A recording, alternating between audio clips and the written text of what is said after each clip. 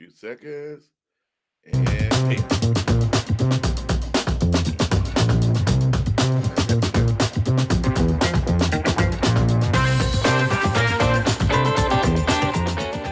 Ladies and gentlemen, this is Sugaray Raper, and we are live at the Suga Shack.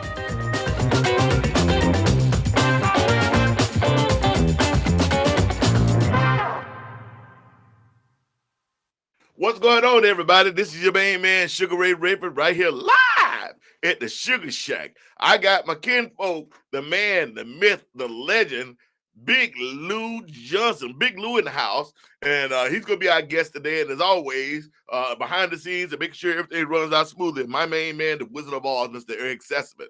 We want to say how you everybody doing? Hope you're doing great. Hope you finished all your Christmas shopping. And I guess today is a free form. We don't have a question of the day today. I thought we'd take it easy on that. And today, though, we're just going to talk to Big Llou. We're going to talk about voiceovers. We're going to talk about the blues music. We're going to talk about as much as he can about XM and all that, and movies, because we both have done a lot of stuff. But we also kinfolk. For y'all that don't know, we'll put that out there. My youngest brother married Lou's daughter a year or two ago, Dominique, and we are actually kinfolk, not just brothers because we black, but we actually kinfolk. So that's pretty cool. Hope everybody is doing good and getting ready for the holidays, and happy holidays to y'all, and Merry Christmas and a Happy New Year. Be safe. We've lost some people. I want you everybody to continue to play for Mr. Gary Wright, aka the chef here in Arizona, who's always such a cool guy. Christina Beer, how you doing, gorgeous? Gail Banks, how you doing? Bob Mosher, what's going on? What is going on? And we'll be putting up some stuff and putting up things for Big Llou and all that. And we're going to be talking to him shortly. But we're going to just hang out today. It is Happy Tuesday. Thank you, baby. It is a Happy Tuesday. And we're going to give it a few minutes and let people from all over the world get in here. And it's, let me get my snowfall on. This is the way I feel today, baby. Oh, yeah. Get my snowfall on. That's what it feels like. I heard there was in Northern California got about 3 feet of snow in 6 hours or something like that. They said that was crazy, and we needed it. And then it rained like crazy for the last 2 days in LA, so they definitely needed that. And it rained last night here.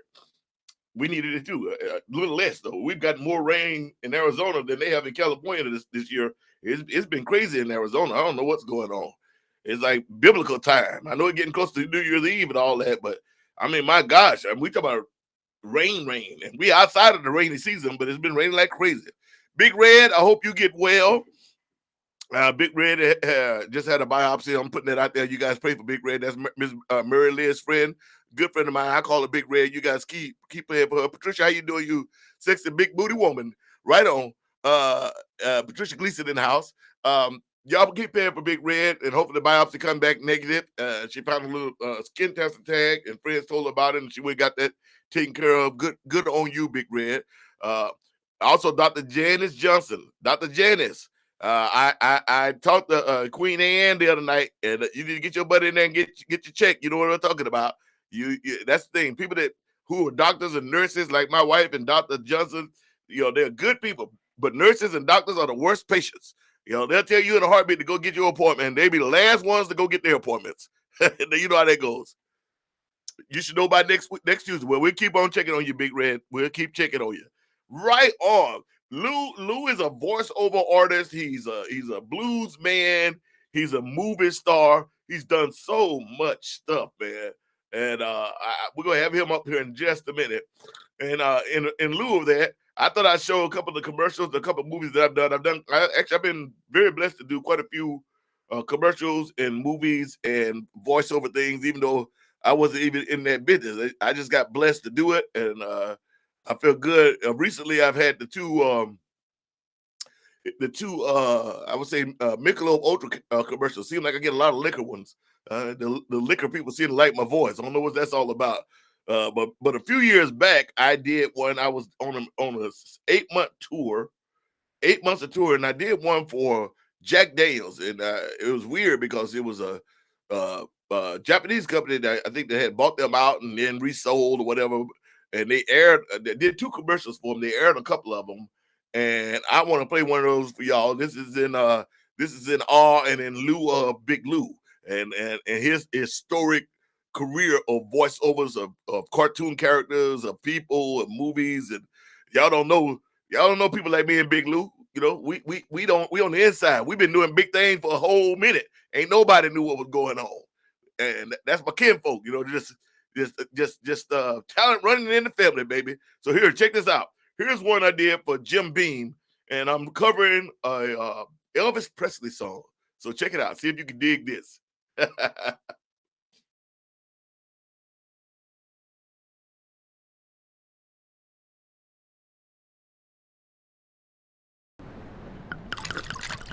そのウイスキーはルーツが香る。好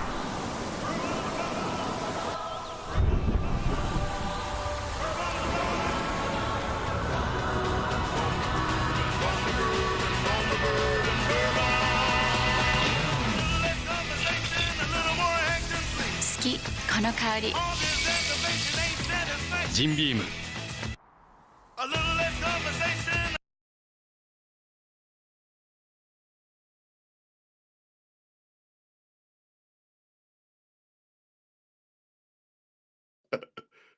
Where am I? Yeah, they do them fast. Those commercials. That's the 15-second one. There's a 30-second one out there somewhere. And Doris, how you doing in Switzerland? Bob Mosher, Milka Mosher are quick but sweet. Yeah, they are quick. There's some longer versions of them. David Moscato, what's going on, man? How's it up north, brother? And wait a minute. There's somebody. Somebody's at the front door. Who's at the front door? Good Lord. Hello. Hello. I don't know who it was. Probably someone dropping off a package. Y'all know how it goes. Tis the season. Tis the season, and look like they're hiding from the camera, so they must be gone. I'm going to show. In the commercial world, it's such a weird. It is such a weird vehicle. It's totally such a different thing. Check this out. Here is like a collage of some stuff we found from my brother Big Llou, and these are some movies that he's played in. Just a few of them, and that y'all didn't even know Big Llou was in the movies.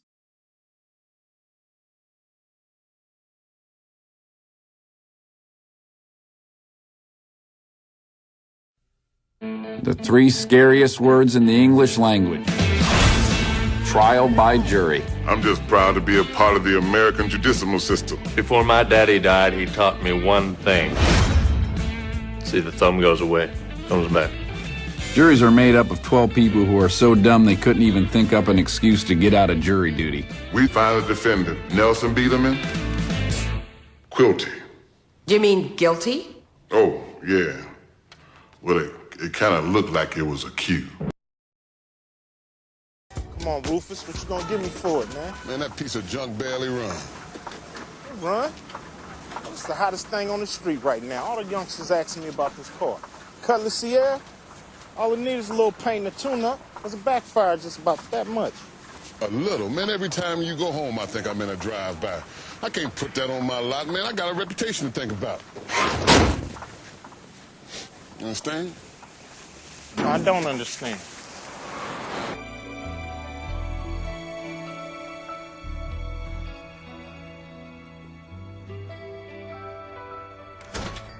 Yo, what's happening, y'all? Hey, man, what's going on? Hey.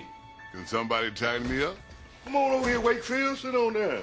Sure you're right. Hey. Yo, what's up, Cal? Quick lineup. Hey, what's up, man? Hey, what's happening, Rick? Rick, how you doing, man? Yo, Calvin, I like what you said yesterday, man. You gonna What's line up, up back, back, Jimmy? Jimmy? Man, got your back, dog. What's up, man? Thank you. Get you up here? Right on. That's just some of the movies I saw. I think that one was Friday. The one was Barbershop, and I can't remember what some of the other one was. What was that first one, Lou? What movie was that first one? Let's Go to Prison. That's pretty cool, brother. And you and I have another buddy of mine. Well, two buddies of mine. Faison Love is a good friend of mine. We've known each other for quite a minute. And I got another buddy of mine that he started out doing voiceovers, and he's in a lot of stuff. Actually, he's getting a lot of roles and a lot of stuff. And I matter of fact, now I just thought about that. I need to call him up and see if I can get him on the show. And but anyway, that's Big Llou. And today we're doing blues and talking and commercial stuff. We thought up some commercials, because Lou and I got some serious commercials. And that Jim Beam one was one of mine. I'm trying to see. I mean, Lou's got so many of them, but we also going to talk about his new album and whatnot. So, you know what? Matter of fact, I'm going to play one of his songs right now. We're going to jump into one of them right now. So check this out. This is called Sunshine on Your Face, featuring Miss Ann Harris, who's also been a guest on this show. See if y'all can get with this and see if you can dig it. I know.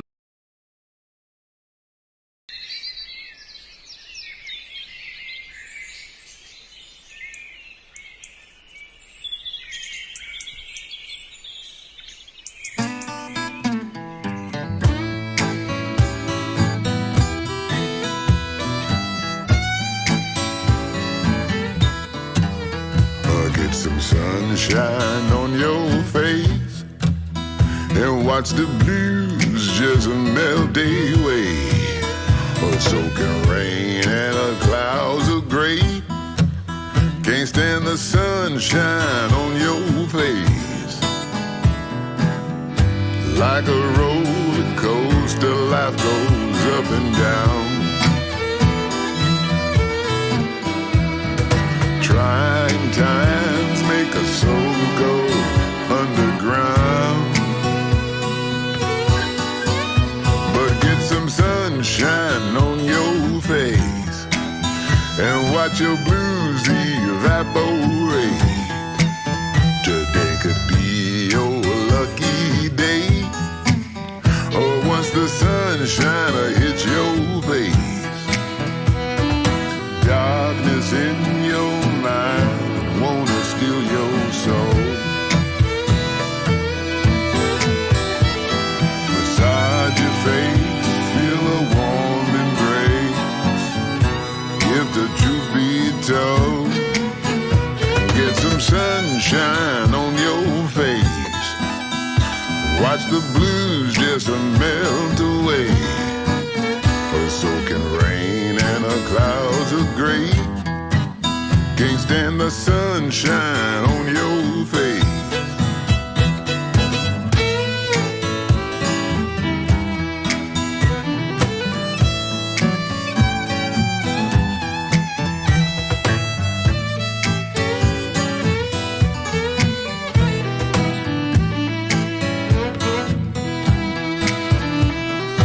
Problems come and go like the seasons change. It's easy when you know one simple thing. Get some sunshine on your face and watch them blues just dissipate. Go down into your quiet space and let the sun shine on your face.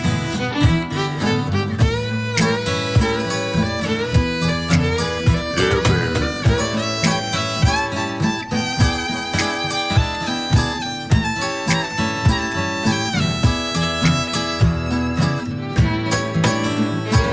Ooh, it feels so good.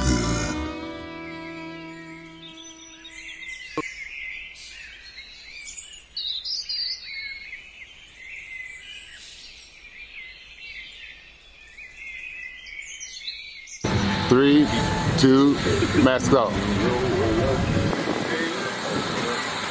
One more time, folks.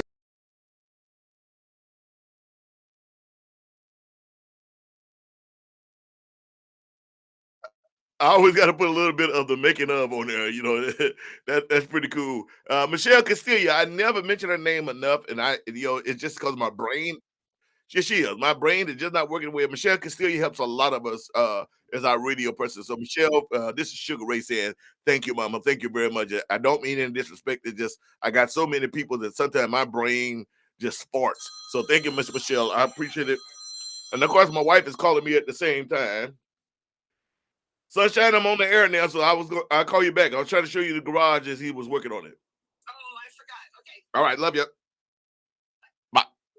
Yeah, baby. So there we go. I got all kind of stuff going on today. I don't know what's going on. That was Big Lou, ladies and gentlemen. My brother, Sunshine on Your Face. I like that, Lou. matter of fact, hold on a second, lady. Let me bring him to the stage. We got a bunch of stuff. I'm gonna bring him to the stage in 2, 1, 0. Ladies and gentlemen, welcome to the program. My main man, Big Llou. Big Llou, what's going on, fam? Hey, what's up, kinfolk? Ain't no thing but a chicken wing. How you doing, man? You look good. Well, I'm old and black, but I'm on this side of the grass, baby. That's all Well, that really matters. I don't know about that old stuff, but your ass is definitely black. How you been, baby? I'm good for an old fat man. Thank you very much. I can't see shit out with these glasses, but they look cute, didn't they? They look good on you, though. I know how you roll, Lou. You looking good, baby. Thank you, brother. Oh, I saw Michelle. Hey, Michelle Castiglia. Hey, Castilla. Get it right. Yeah, Castilla. So, I want to thank Michelle because, Michelle's like, she PR'd the hell out of my album and it got worldwide. And thanks so much, Michelle, and everybody else. Y'all need a PR radio, go to her. Y'all finished? Okay, so do I need to sign anything or just need payment? All right. I'm in the middle of the show. Hold on one second. Give me 1 second, Big Llou. You keep on talking about it, brother. You keep on talking about it. Let me do this here. So, you mean you want me to cover for you? You want me to feel while you doing your thing? You know how to do it. What's up, ladies and gentlemen? How you doing, all my bluesy friends? This is Big Llou from BB King's Bluesville on Sirius Satellite Radio, Channel 74. The biggest blues radio. Now you interrupted me while I'm doing my damn thing, cuz. Oh, sorry about that, fam. Go ahead. We good. Laura. Oh man, and Laura, wait, and Laura plays us back to back all the time. You got to ask her why. She told me on Facebook this morning because she had us. She's doing a thing on the radio station, and she play us always back to back. I didn't think she knew we was related either. So that's. Oh, you and I? She didn't tell me that. We play our music back to back.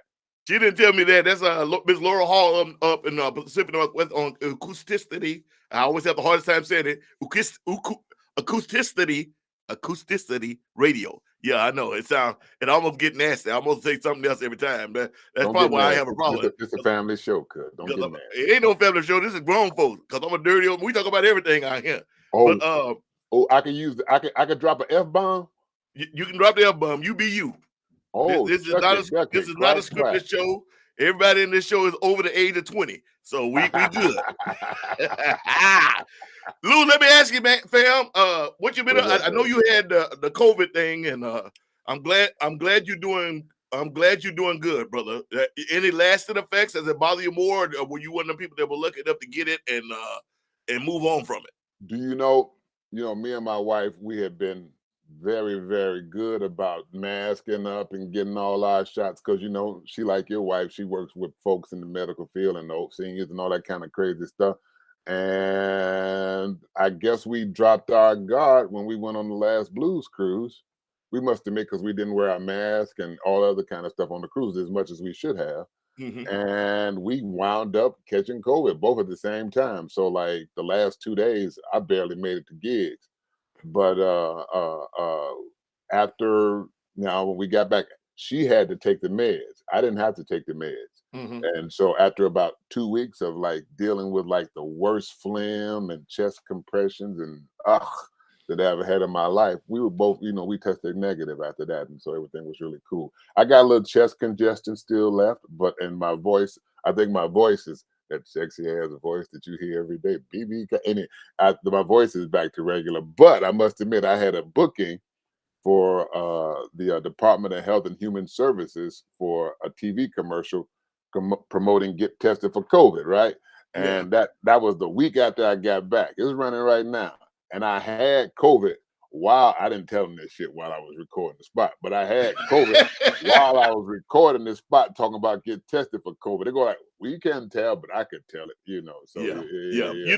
That's like when people tell me that I back in the day when I was touring like crazy, which starting next year I'll be touring like crazy again. I just got off the phone with the booking agency. But anyway, you did. I would be hoarse. I want to stop you, but the next time we talk, tell them I want to open for you. Right on. We're gonna make that happen, fam. We're gonna call it the Kinfolk Tour. Wait, the Big Man Tour. Oh, that Big Man Tour like that. I like that too. Right, the Big Man Tour. Me, you, Zach, Carmen, what other big Yeah. Maybe me, that'd be you, hot. Zach Harmon, Toronzo Cannon, the three of us. Toronzo. Yeah, that'd be cool. Well, The four of us.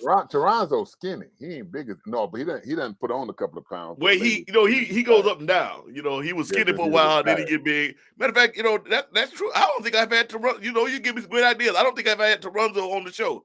I'm trying to remember. Hey, Wizard of Oz, did we have Zach Harmon on the show? I think we had Zach.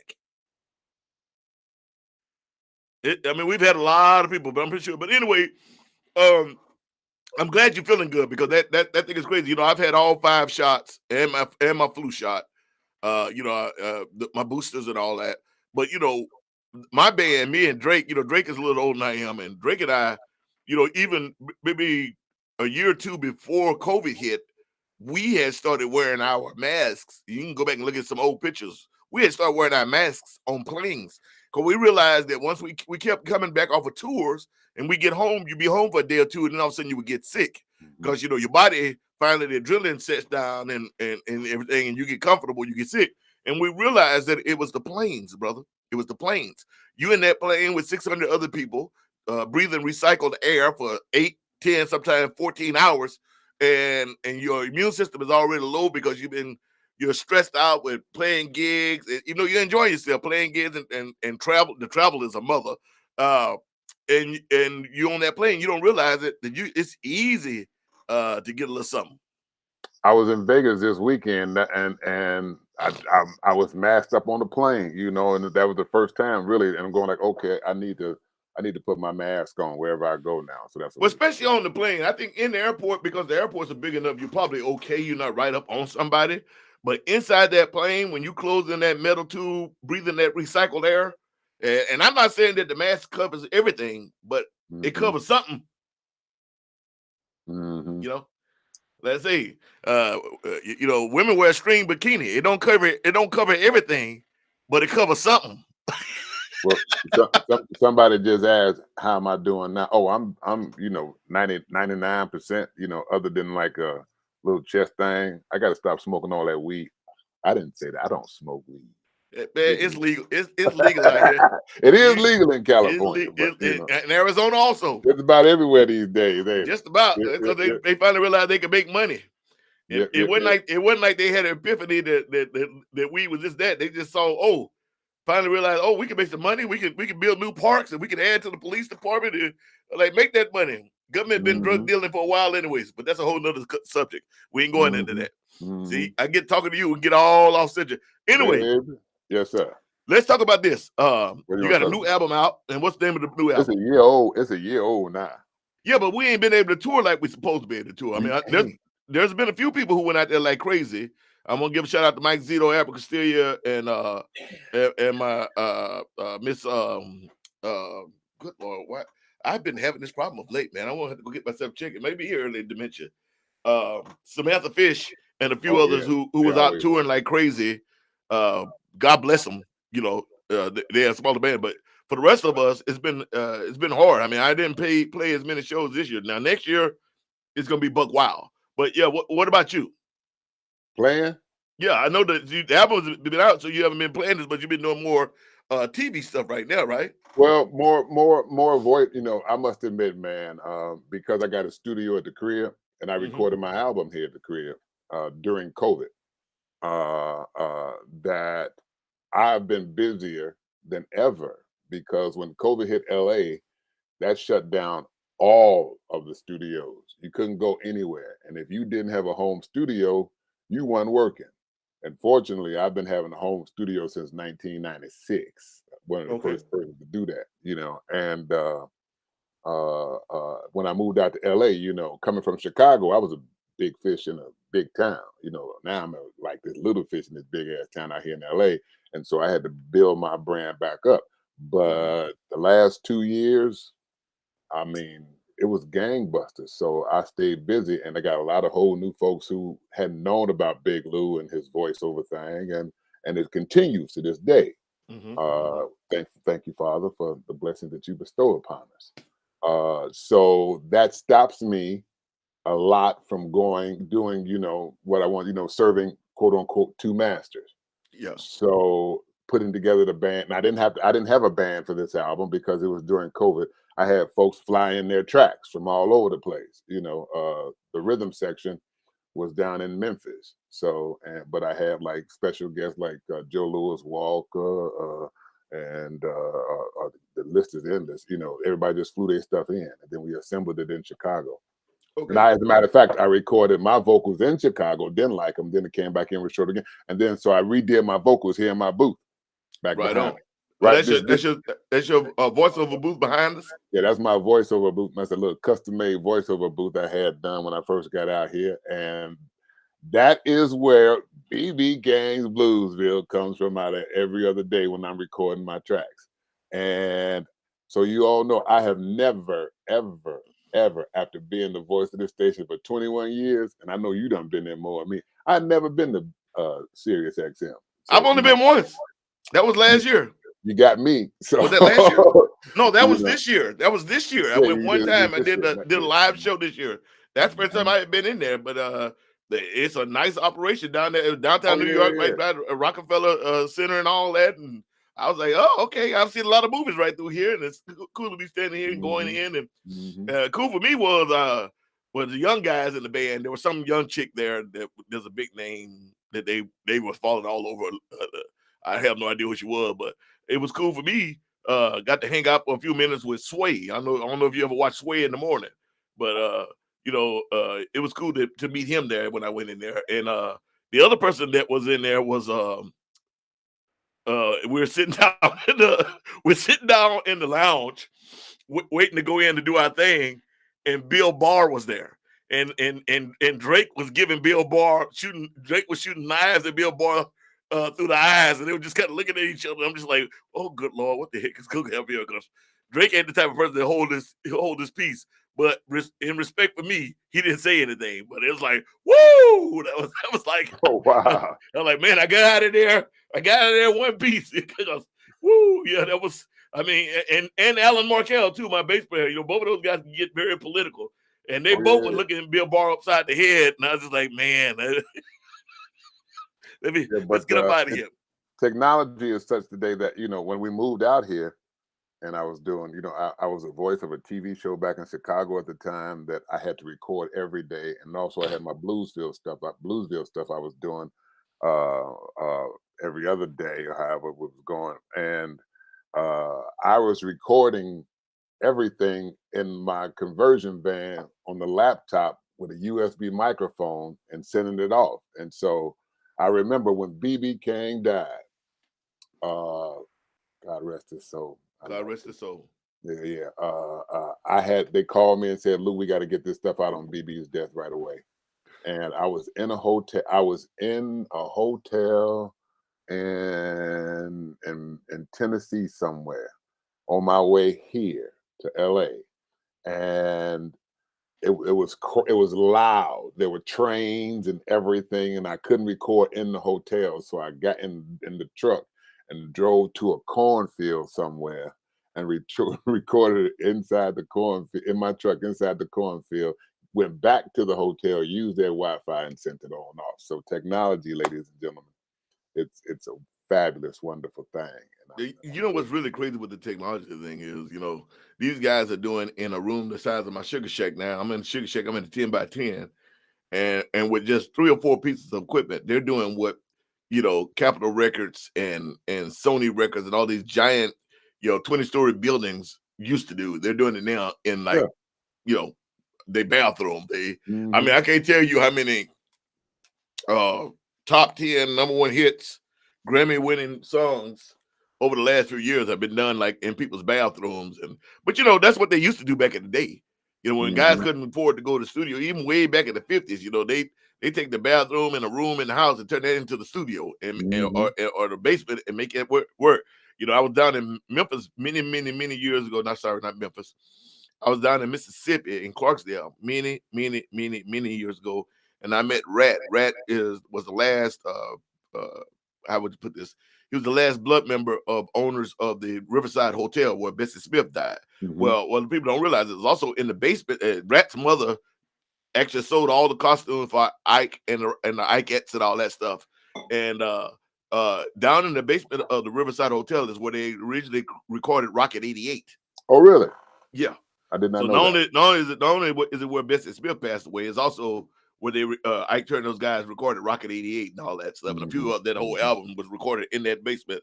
Having said that, I'm just saying that it's amazing how far the technology is going. I was talking to a young Marine the other day. You know, I spent 10 years in the Corps, and he was talking about being sad because he was deployed. He felt lonely. I said, felt lonely. I mean, my God, dude, you lay in your sleeping bag or in your rack, and you can pull your phone up and talk to your wife face to face, and you know, look at your child that was just born. I said, in my day, we had to send a letter. And a lot of times, you know, depending on where we were in the world, that it took them 2-3 months to get that dang letter. It took us 2-3 months sometimes to get the letter back from them. I say technology has really, really changed. You know, when we deployed, Now, when we first started, you know, when you first started, did you ever think about doing your own CD, like your artwork, your photography, all yourself, or did you really have to rely on a record company? None of that, Big Lou, because when I first started, remember, I had my own business. I was a bouncer and I was a bodyguard. I had 10 guys that worked for me. So I had met Pam, and one night in 1999, July 1999, I got into it with some white supremacists at 2-3 o'clock in the morning in Carlsbad, California. Beat the living crap out of them, but they did have a car on their side. So they hit me with the car, ran me over, or tried to run me over. I jumped over the car, clipped me pretty bad, which wound up having another knee surgery after that. And Pam and I had been dating. That's when Pam gave me the ultimatum. It was that job or her. And so I sat around a little bit once I was healed up, and I quit the job and gave up my business. And Pam is the one. I've always told people this, and I never go into super detail because it was a long time. But Pam was the one that told me to go and play. And so I had started right before I quit my job. You know, Wednesday nights was a slow night, so it'd just be me and one bartender. And it was also the night that the venue would check out the bands to get the chance. If they would come in audition on Wednesday nights, and if they were good, then they get the chance to come back later that month to play on a Friday, Saturday, because the place was jumping. Having said that, I met all these great musicians, and me and a guy named Michael Mose and Monette Marino, who's on my new album, James East, the brother of Nathan East, at that time, Charlie George and Nucci Cantrell, and Martin Greaves from Mad Dogs and the Englishmen. We all knew each other, and we decided to get together, and we put together a band called the Urban Gypsies.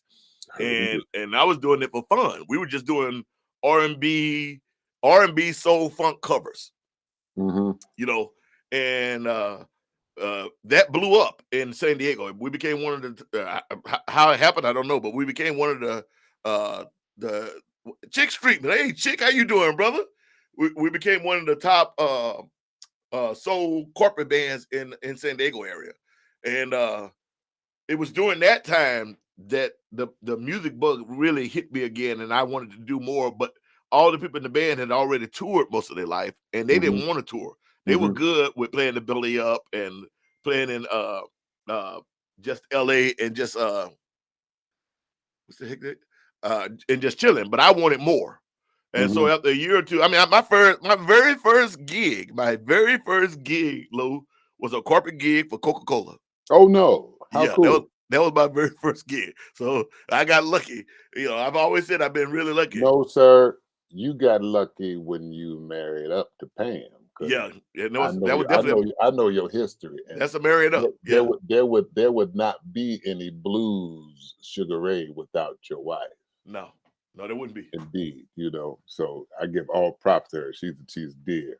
I tell people that all the time because when I quit the R&B band, she was the one who went and found the blues jams. And she's like, you need to do blues, and I'm like, yeah, because it reminds me of gospel. But it was Pam that went found, and she made me go to a couple of jams, and that's how I met Jimmy King and Dwayne Hathaway, and became a member of Unkiss's Boys. And after that, the rest is history. But that was all because of her. So since she ain't got to do that for you, either, can I have her? Oh, hell no. I let you borrow here and there, you know. well, yeah, you know, part-time is cool. I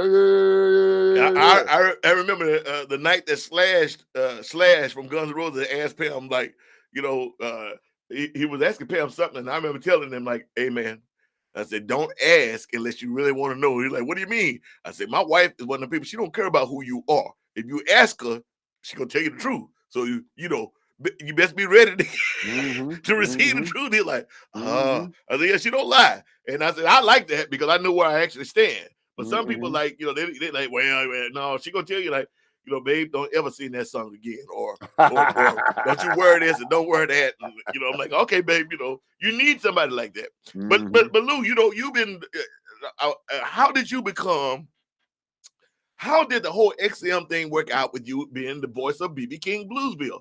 Because you're right, ever since I discovered BB King Bluesville, even before I knew who you were, I knew your voice.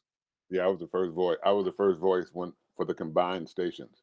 And Bill Wax, God, love him because I my mind is like, and I even just posted something not long ago on my 21st anniversary of being the voice of the station, and I got it backwards, whether I was the voice of XM or Sirius, and I still right now couldn't tell you which station it was.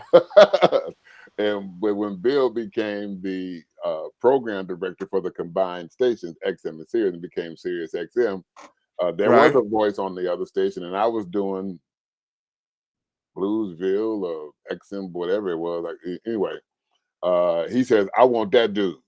I want that dude to be the voice of the station." And then we came up with that whole Big Llou character kind of thing as the station brand of the voice, and it has been like that ever since. And so I owe, as a matter of fact, I owe my whole blues career, which is with respect to how it's gone over these years, to Bill, who chose me. And then when I did my first album, they called me Big Llou. I asked his counsel about what I should do, how I should do it, and he gave it. And then the next thing you know, here we are. The thing, blew up, and I recorded the album, didn't tour, and like 10 years later, I got a new one, and here it is. They call me Big Llou, but this is it, the Blue Big Man album. So you can make sure you all go out there and get it. You can get it at biglou.com. Right on. I think Eric just had that up. I'll put that up again. There you go, right there, ladies and gentlemen. Bam. Yeah, thank you so very much, Eric. So yeah, it's to go back to your earlier question, I'm hoping to tour next year like you. Of course, I ain't gonna be. You used to do like 300 days a year. I don't know if I could do that. So, although I found that a lot of the guys who are in the voiceover business, who are like A-list actors and that sort of thing, like the voice of what's that beef one? What's his name? The brother? Oh, good Lord, Bing Rames. We both have an agency that we work with, and as we were recording sessions, I found out that Bing Rames records his Arby commercials from wherever he is at around the world shooting a movie, and they don't care. They take care of him. So they started hopefully I'm going to be doing that like that. So if I am somewhere, but with respect to you though, I mean, as a musician, Ben Rames, just jumping there real fast. Ben Rames. I was up for that ADT commercial, dude, and I don't have an agent. So it was. I don't have an agent, but just from all the years me being in LA and doing the stuff I've done, and people throw my name in there. So, and actually, I was like this close, from my understanding, from this close to getting, because Ben wasn't sure he wanted to do it. There was something about some contractual stuff, and then literally the 24th hour, right when I'm getting ready to record the commercial, they came through like, well, Ben Raines said he can do it. I so. But that would have been me standing there that would have been my first.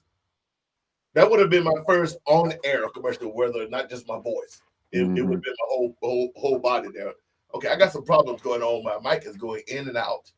I can hear you, but is it back now, Eric? It is not.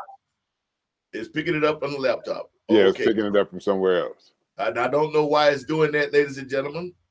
Shake your cord like you did last night. Make sure you ain't, No, it ain't the cord. There it is.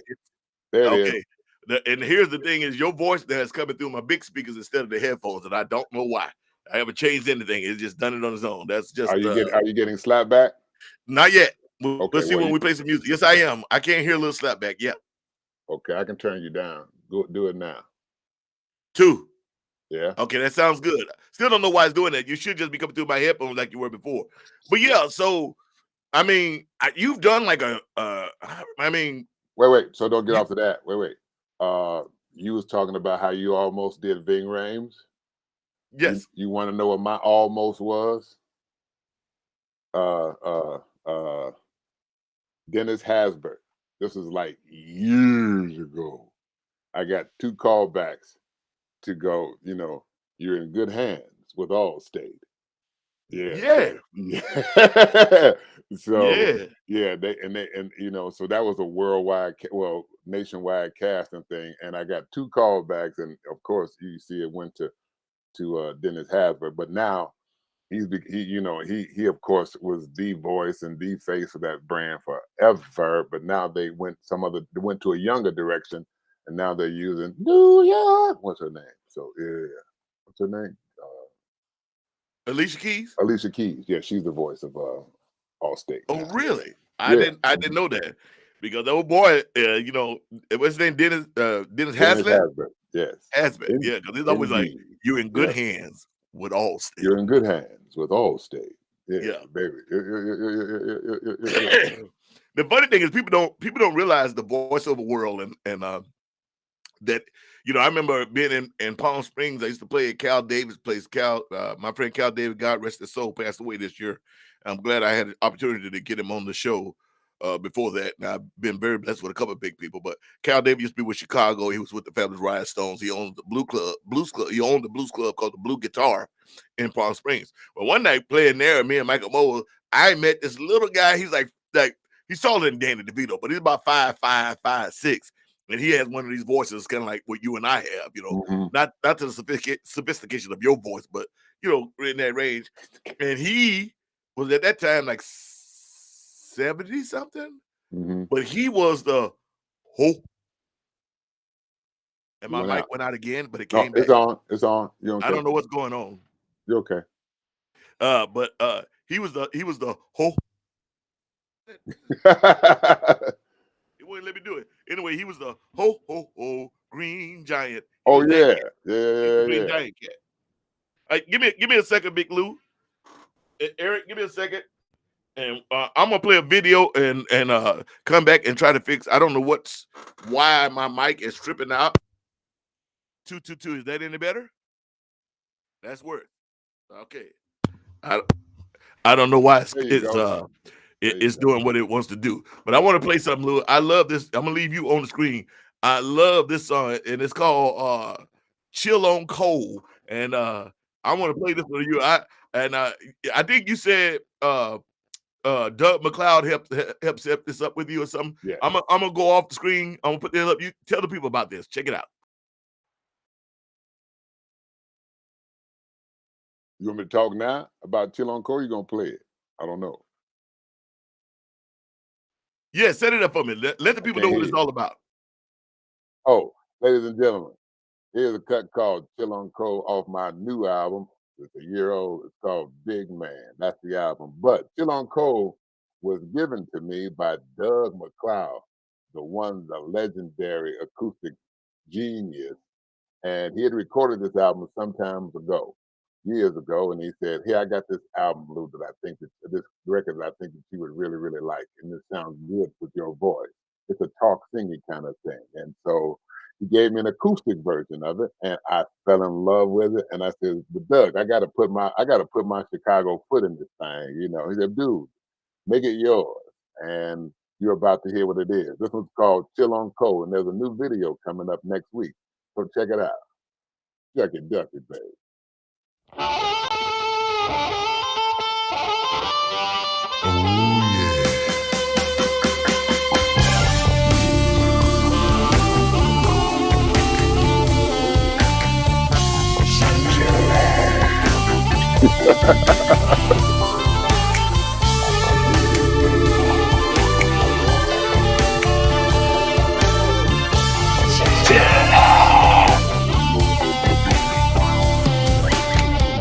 She hunts her prey like a gator hunts the swamp. She makes love to fools to get what she wants. Take a rich man's money like throwing a dollar in the well. Make an angel leave heaven for the gates of hell. I say, ooh, baby. She puts a chill on cold. If she pretty but got no soul, puts a chill on cold.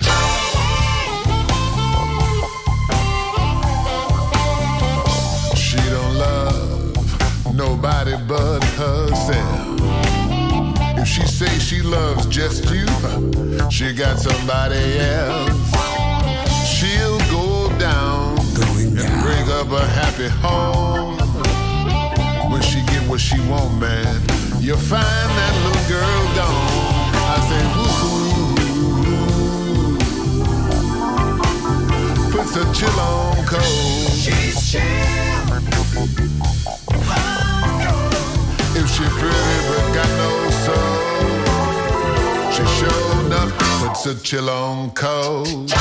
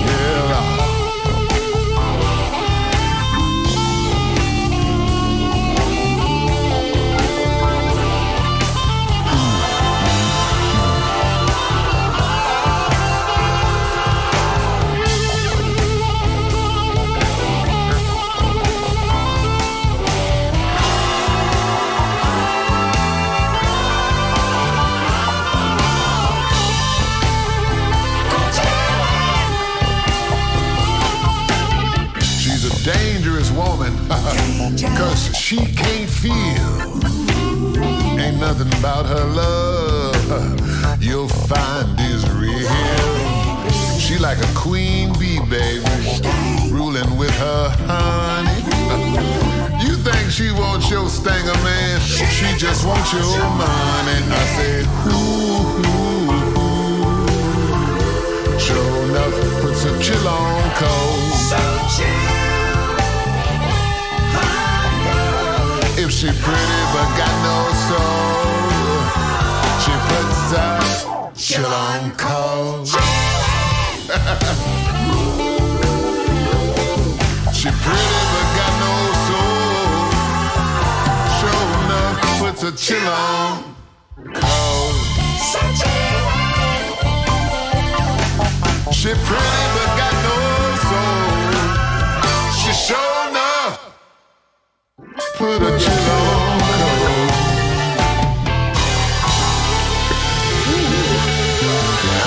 Low zero, baby.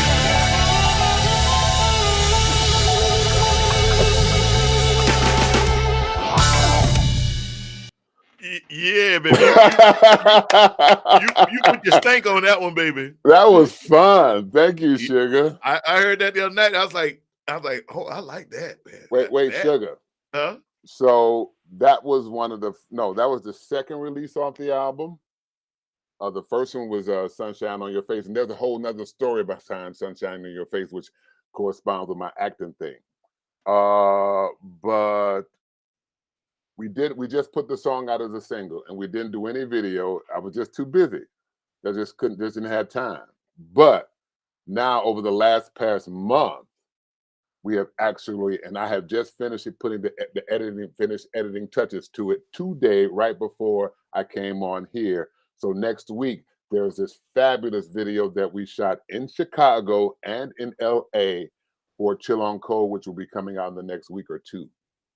Right on. Yes, sir. Right on. Well, make sure I get that, Big Lou, and so that we can make sure that we play that video on the show, whether you hear or not. Make sure we get it clear so that Facebook don't be trying to put me in Facebook jail.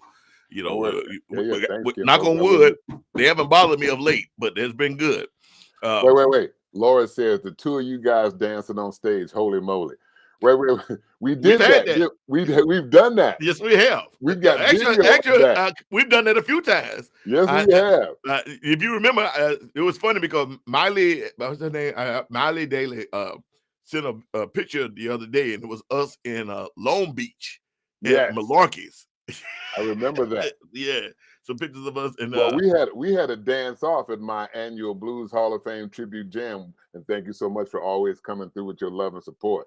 Right on stage. We was doing like both doing that. You got that little thing, and I got my little twist and turn thing I do, and the people just loved it. It was so cool. You know what, Sugar? Because you are such a loving, giving, big personality guy. And I think, that's why we work well together when we get on the stage. There ain't no egos that we just, we both are into, giving, and we feed off the audiences, and so, and then when you get to, and I'm going to tell you, you must be, come on, you're a big dude. I'm going because you got to go, well, come on, like, Sugar do his shit. Now I got to say, I ain't going to try to do your shit. I'm going to do Big Llou shit. But my shit got to be just as entertaining as Sugar shit, So that's I bring it. Bad news and waiting on. I like to drop it like it's hot, baby. But I must admit, though, it's getting a little hotter once you get a little older. Oh yeah, brother, it is. It is. Yeah, it is.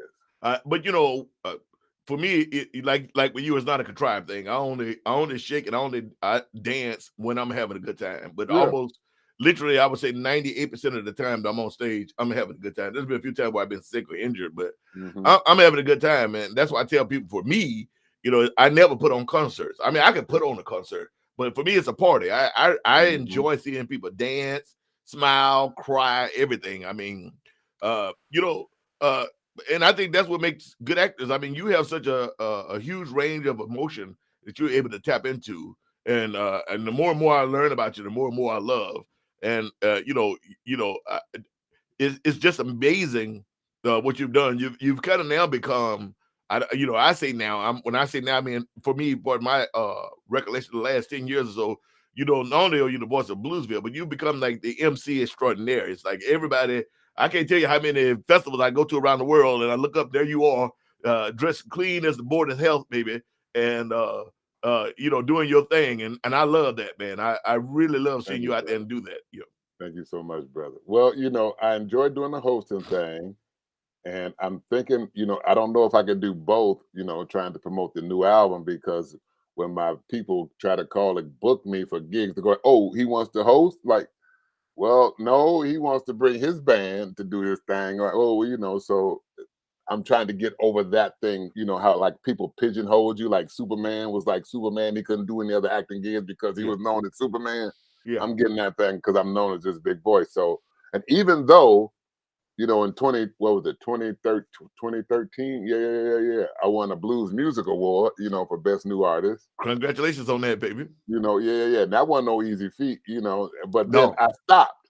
I stopped because, the voiceover thing, the acting thing. And so during COVID, I had the wherewithal and the initiative and the drive and the time to put out something new. But that was like a 9-year difference. And so people don't see me as, a performing artist like I know I am. So I'm trying to get over that hurdle. You got a good publicist you can recommend, like who can do like? Yeah, I think I told you the other night that the lady that we use, and let me give them some shout outs, because I don't do this by myself. But I mean, first of all, let me give a shout out to Eric Sassaman, aka the Wizard of Oz, my media manager, as well as I call him the associate producer here of the show, because he helps me out. So Eric, give you your flowers while you're live. I appreciate that. The publicist I've been using, I've used her before I became with 40 Bill Records, and I've used her since then, is Miss Patty DeVries. And I'm gonna give you her info and see if she can work with you. But her name is Patty DeVries. She's out of New York. Patty is I pronounce it DeVries, but it looked like DeVries. I think it's DeVries. But I'm gonna send it to you to make sure. I'm sorry. It's that 'tis the season, and we're getting all these weird phone calls from people trying to sell me crap all the time. I also want to give a shout out to 40 Below Records, and that's Eric Corn, writer, producer, owner. Eric has believed in me since day one. We've gotten an unbelievable amount of accolades, considering that I hadn't toured as much with this new album. But next year, I'm going to be really pushing that. Barbara, you look good, girl. You lost too much weight, though. Don't lose the booty. I told you that the other night. Here, let me put it back up. You got me trying to stare at Barbara with these. Barbara, 36, 24, 44, brother. I like that. Ooh, 36, 24, 44. 44. Yeah, but she lost a lot of weight now. Here's Patty's info, Big Lou. But I'm gonna send that to you also, because I don't want to put all that out there. Don't want everybody trying to call her up. So I'll send that to you when we get done. Big shout out, like I said, Eric Corn. Big shout out to Patty DeVries, who's done a really, really good job. I'm back with Intrepid Artists now. So to Rick Booth and Jake and all those guys, I want to say thank you. They've done a hell of a job. My God, they have me booked right now through 2024. So starting in March of next year, I start running. And Jake, all the guys over there, Intrepid, Rick Booth, thank you guys very much. I truly appreciate that. I was with Intrepid when that first album came out. As a matter of fact, Intrepid established me as a world, a nationally known host, because they were booking me on festivals. They were the first agency to start booking me on festivals around the country, So right on. It was really, really cool. But then, the hosting thing wasn't the hosting thing, but then right now, hey, so anyway. Let me just say that real quick. Christina Beer, we just booked Calgary. So I'm coming your way, baby. I'll be in Calgary next year. So come out and holler at brother. As well as I think they're going to book Edmonton too, but definitely Calgary and then Nanaimo. So I'm coming your way. Oh, very good. Yeah. And so you was with them when you put that first album out. Is that you talking about the year that you won the new emerging artist, the BMA for the emerging artist?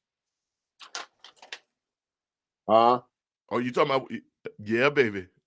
Yeah. I got some of my hardware. He said just some of his hardware. Yeah. I got some of the hardware on display here. There's a lot more in the house. I've been. This was from Italy.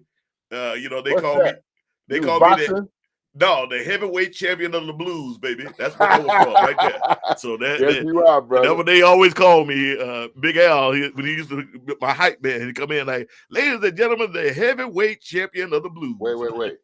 So you get that a lot too, don't you? Big Al. I can't tell you how many times people call me Big Al. No, well, Big Al was a Big Al Walker was my saxophone player. He used to be with the Temptation of Port Tasso. Him and Gary Bavana were my horn section before I brought the Amy Winehouse guys in. And now I have my young guys out of San Diego, Julian Davis, and DJ Martin. But when I first started, it was a Big Al and Gary Bavana, and they were my horn guys. And Gary worked with CBS for all of them years doing the music behind that. His father did the Andy Griffith Show and all that stuff. But that's the Big Al I'm talking about. Big Al Walker, or as we do some Big Money Walker. That's a mother. You need to meet Big Al. I can't believe that y'all ain't never met. Y'all, the three of us in the room it'd be trouble, baby. Somebody gonna have to have some bail money. It'd be something, dog. It'd be something. It would be something. So you've been doing voiceovers, you've been doing acting, you've been doing blues, you've been doing MCing. What else you got in the box? What do you got next for next year? What you got set up? Anything that you can talk about? Working for real and diligently on my own syndicated radio show. Oh, right on. Yeah. And who are you doing that under, if you don't mind me asking? Hmm? Who are you doing that? What station are you doing that under? I already have 5 stations waiting for me to deliver the shows for next year. But I am producing it myself, Golden Voice Audio, which is my company. And it's going to be a 2-hour show, or 1 or 2 hour show, depending upon where you are. And it's going to be a countdown show. So, and when you say countdown, what do you mean? Well, right now, one of the things I do on Bluesville is the Rack of Blues, which is you just hear me going like, here's number 15, here's 14, and the number 1 song this week is, and that's all I recorded that shit like three years ago. So, but So there are no countdown shows of national recognition. So I thought I'd be one of the people who started. So there you go. Right on. Yeah.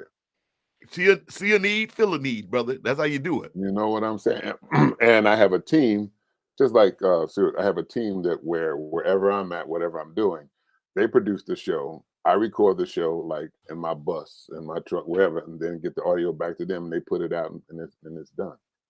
Right on, brother. Mm-hmm. That is pretty cool. Mm-hmm. I know that you got accolades. I mean, we can't even go through all the movies. I know voiceover stuff. It goes something like that. You know, that's nice. You know, this is a nice heavy thing. This was for being the voice of Phillips 66 Gas, which is like, you know, live to the full, that kind of shit and stuff. Oh, I didn't know that was you, man. Yeah, that's me. I'm the voice of Phillips 66 Gas now. Well, I did I had the McDonald's one for a while. The pa-da-pa-pa-pa. That was me. Dude. That was no. Do you know the guy who came up with that phrase, pa-da-pa-pa-pa? Yeah. That was over 15. He's still getting paid for that thing. I get a little something, but I was shocked that they brought me in to do it. And I was in the middle of doing a play. I was in Milwaukee doing the play, and I had to have the front of house guy set up a little booth, everything for me to record it and to send it back to them. So that's the thing about the voiceover stuff. It happens no matter where you are. You know what? You know what would be killer? If me and you was in the August Wilson Blues play or a play about the blues on the Blues Cruise. You know, I've been trying to. I was talking to Roger once, and I kind of let it go. Randall Myler, who is the producer of the original "Ain't Nothing But the Blues," you know, I did that with the yes, which I did that with the original four-time nominated Tony Award cast, the original Broadway cast. My very first play was with them in Portland, Oregon, of all places. Ain't Nothing But the Blues.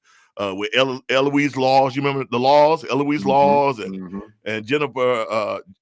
My God, Jennifer. I can't think Jennifer. But anyway, Chick Streetman and Mississippi and all those guys. And I've done quite a few plays. Then he wrote us another play, a smaller play called Low Down Dirty Blues, and it was just me, Chick Streetman, and Miss Felicia Fields. And we did. Felicia. Yeah, you know Felicia, my little sister. I call her my little sister. Girl. That is my girl. You know, for y'all that don't know, for y'all blues fans that don't know this, Felicia was the original Color Purple on Broadway for years. Her and Oprah are really good friends, and Oprah actually saw Felicia's version of the Color Purple. And after she saw it, she loved it so much that Oprah spent the money to bring it to a movie. Of course, though, Oprah stole Felicia's part. So the part that Oprah's playing is the part that Felicia's always played, but they're good friends. And so we played it. We did it in Milwaukee. We did it in Cincinnati. We did it somewhere else. I can't remember. My mind's going to brain. And then we came out here to Arizona, and we were going to do it in Phoenix and Tucson. They wound up doing it in Phoenix and Tucson. I was on a world tour and didn't get the chance to do it. But Laura Hall, yes, the Walla Walla Guitar Festival. We'll be there at the Walla Walla Guitar Festival. That should be a lot of fun. Eric is going to be putting up dates as soon as he get them from the booking company. There's a lot of dates, and we'll be putting those up on the gig list. So anyway, having said that, you know, Randall wanted to bring the real. I think he was talking about it. The real Ain't Nothing But the Blues to the cruise, and I know that we can play those parts, and he would love it. He would love it. He would. That would be great. That would be awesome. Easy. You know, matter of fact, when we get off of here tonight, this afternoon, I'm gonna send him a message and see if I can get him and Roger hooked up together. So that is a good idea, Lou. That would be really, really cool. Hey, Alan. Alan, I want to play. You know, we already went way over. See, I told you what happens. It goes fast. It goes fast. Yeah. But I want to play some more stuff from you. I got a couple more. You know what? I'm gonna play this one. Check this out, y'all. This is my brother Big Llou. I hope y'all can do this. Is called They Call Me Big Llou. Oh, from the first album.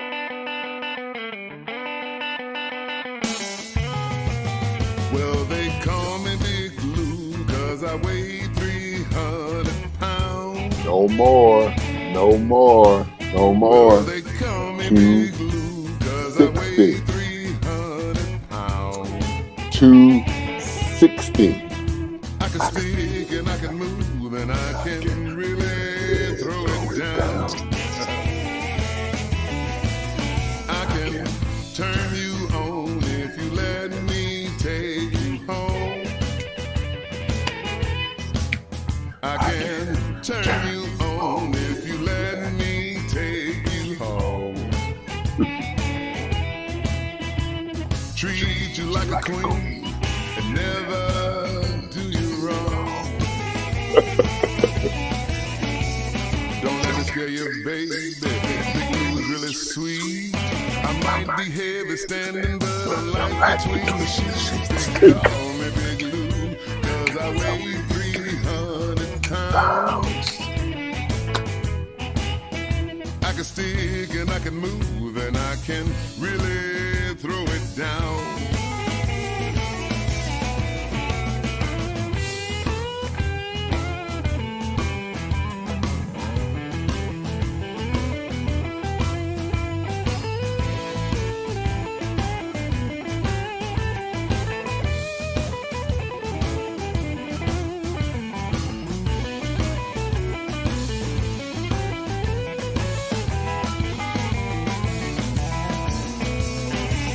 Twisted, baby, don't wanna be your main, but when you need good love and give you much as you can stand, they call me Big Llou, 'cause I weigh 300 pounds. I can stick and I can move and I can really throw it down. I know you hear me, baby, on your radio, but when I whisper in your ears, you're mine for sure. They call me Big Llou, 'cause I weigh 300 pounds. I can stick and I can move and I can really throw it down. Yeah, baby, check it. And that's what they call me. Big Llou, yeah. That's that, baby. Big Llou, Big Llou. They call me Big Llou. That's it, baby.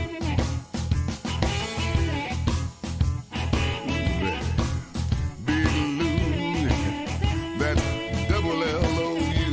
I can turn you on. Baby, just let me take you home. A Big Llou, baby. You know what? Ooh. Gonna make it do what it do, baby. I still love that song. That was the first song I wrote. Right on.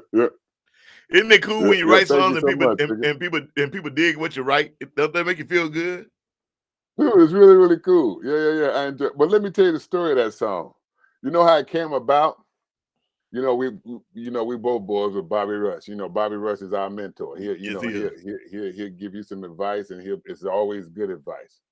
And and I worked with him a lot of times, bringing him on. And I just said we was at the Blues Music Awards when this is like maybe 2011, 2010. And he goes, I go like, Bobby, why do I always say Bobby Rush, Bobby Rush, Bobby Rush? Why you got your name in all your records? He go like, Lou, let me give you some advice. If you want people to remember your name as an artist, you better put your name in your music so they'll be repeating it when they hear it, so they know who you is. And that's one of the reasons I wrote They Call Me Big Llou, so I can put my name in the song and people remember it. Yep. So I owe a great deal of gratitude for him giving me that inspiration. I think I had something like that with B.B. King, and the first time I ever met him, I only met him twice, but he was telling me I was with these different groups, and he finally told me that you need to make it the Sugaray Rayford band. And I'm like, why? He said, because that makes it where no matter where you show up, he said, unfortunately, band members come and band members go. That's right. But as long as they know they're going to see Sugaray Rayford and you are there, then it's okay. And that was some solid advice that I got. Yeah, and I was like, wow, I never thought about that.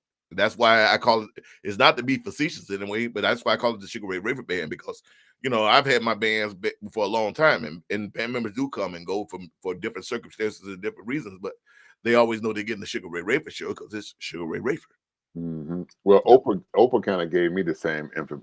She's always said, like, Dude, branding is everything. Lou. Put your name on everything. You know, everything you do, put your name on it. You know, as you see with her, everything is Oprah this, Oprah that. You know, and of course, her people that she worked like Tyler Perry. It's always Tyler Perry's whatever. You know, everybody she does that with. That's the thing. So yeah, so it's really cool.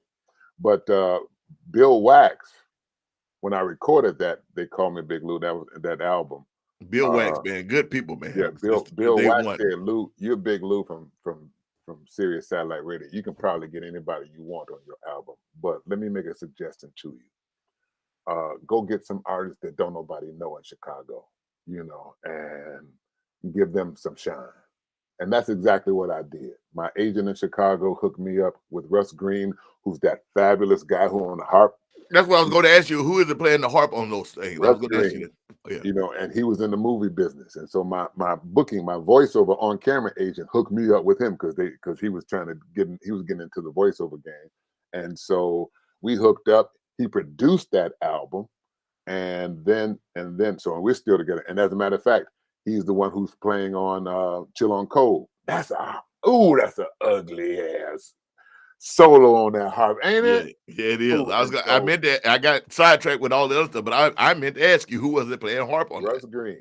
As a matter of fact, 2 years ago, he just put out his first, not first, his biggest singing album, CD, and he's touring. He just got back from overseas, and so yeah, so he's out there now, you know, touring the world. The guy who was doing that wonderful guitar, that's Mike Wheeler, and Okay. Mike Wheeler, right? He did the string arrangement, the guitar and the all that stuff on the whole album, and now he's headlining over in Europe, you know, and there's a lot of good cats on there that, like, you know, their stars are shining bright, you know. So I'm very proud that I had a little bit, and they put my name. Said, "Oh, I worked on Big Lou's Blues Music Award winning album." Well, okay, thank you so much for showing me some love. Well, I feel that same way with the guys that well, my band for sure, yeah, because I couldn't do it without Drake, my MD, and Alan Markel on bass, and Ramon Michelle drums, DJ Martin saxophone, Julian Davis trumpet, and Danny Avila on guitar. You know, and the years even Gino and Lavelle and Ralph Carter and Aaron and Giles, all that. You know, I've been very lucky to have some great musicians, and it's a cool thing. But like I said, I want to give them their props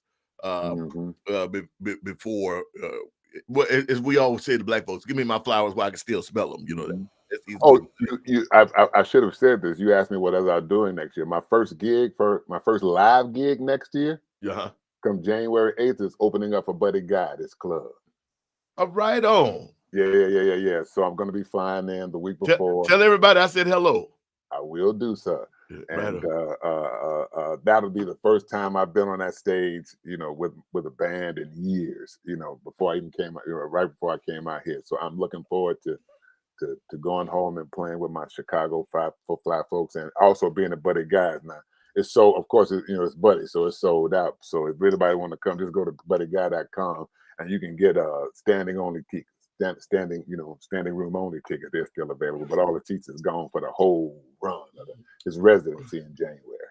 Yeah. Right on. Looking forward to it. So well, you know, maybe he'll take me. You know, next year is his last go round. So everybody keeps saying that for different people. You know, I know that Elton John said that, Clapton said that, a few other people.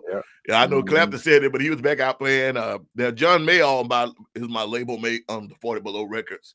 And I know that he did his, but you know, John is getting to be that age. I know he had a fall on stage earlier this year, and thank God he's doing okay. But you know, I'm like you, man. I plan on doing this until I want to be like BB. They're gonna have to wheel me out the wheelchair. You know what? Yeah, absolutely. You know, right. And I look at him, you know, Buddy, and I look at Bobby, and all these cats. They're like almost 90 years old. Yeah. And especially Bobby and Buddy, them, you know. And let me say this: congratulations on losing that weight. You where I want to be. I keep going up and down, but I'm trying to get back to that 260. I was about to say that. Let me encourage anybody who is over 50 that if they have some physical challenges like that, and I'm going to tell you, and I think when I hosted the Bender, I got so many people like coming up to me saying like, Lou, you're an encouragement, because I was encouraging people to, like to don't give up, and I don't know if you have, but like for me, all my life, I've been struggling with my weight. It went No, up I again. hadn't. It only Yeah, came you to a me. Marine. You was like, Yeah, well, it was after the knee. It was after the knee surgeries, and I couldn't play Okay. ball because I played ball every day. That was my PT. I would play ball 3 hours a day. And after that second surgery, they told me like, you have no ACL, you have no LCL. Wow. You might go up a rebound and come down, and then we have to replace this knee. I mean, at the point now, when I have the next surgery, it'll be a knee replacement. But that's what happened to me. But so I try to hike, and I get lazy, and I got to get back on it. It'll come down. But yeah, I love seeing when you was losing that weight, and I had got down there at one point, but I went right back up. Well, when I recorded, they called me Big Llou. I was not 300 pounds. I was actually, that was 345, 350 pounds. I just was ashamed to say, and it didn't rhyme. They called me Big Llou because I'm 350 pounds. No, that didn't work. So I just used 300 pounds, because also there were other songs called 300 pounds too. So now, as I was doing during that video, I'd gotten down to my lowest. I was 255. So now I'm like 260, 265, 265. So hopefully when I come back to the Blues Cruise, I'll be 250. I don't know, coming up in January. That's my goal. But I don't give up. I will go up 10 pounds. I'll notice it. I'll stop doing whatever I'm doing and then get back down. Right. So you just never give up. And I'm gonna tell you, the pain in my knees, the pain in my joints, the shortness of breath, the cholesterol, the high blood pressure, all of that stuff went away when I went from 350 down to 250. See, I've been lucky because I've been an athlete most of my life, so none of those other ones bother me at all. The high blood pressure, though, I've had that since the first time I got my first physical, 95, 96 pounds, and my blood pressure has always been high. Even all the years through ball and Marine Corps, I've always had high blood pressure and take my medicine, but never had any problem with cholesterol or any of that other stuff. The knees and the body has been great, except for the knee that been messed up that I've had 3 surgeries on. So that's one of the reasons why I started, because the doctor said, Lou, your cholesterol is high as hell. If you don't do something, it's gonna do something to you. And I'm going like, okay, and I have too much to live for. I love my wife, my grandkids, that kind of thing. I want to hang out. I want to hang out with your little brother more, with my daughter. Oh, are you going on a cruise? Yes, I am. Wonderful. Good. Sam and I we already bought our tickets and everything. So the family cruise is gonna be fun, brother. All right. So me and Sugaray now, we going on the family cruise. And if we anywhere near stage, it's over. I was like, Pip was telling me, my brother Pip was telling me how you were throwing down the last cruise. I'm like, oh, it's on. It's over. It's over. That's like Barbara Caton. Barbara lost a lot of weight. I didn't even recognize the picture when I saw her a few months. She looking damn good. She always looked good. She looked good. Yeah, she looks good right there. Yeah. So yeah, I'm looking forward to seeing you in March, my brother. Yeah. Let's see. My diet started today. Go ahead, feels good to say it in past tense, even if you know. Hey, the main thing is getting started. Let me play this one, Lou. These what's been really weird is the team from Blind Faith Records, the album I did with the Italian Royal family in Italy back in 2017, my first foray back into soul and soul blues. That album has been really good. It's gotten like 3 different commercials, so 2 of them have been Michelob. So let me just play one of them. Here is this one's called The Singer, and Michelob Pure Ultra Gold. Check this out. It's good to be home, Lord.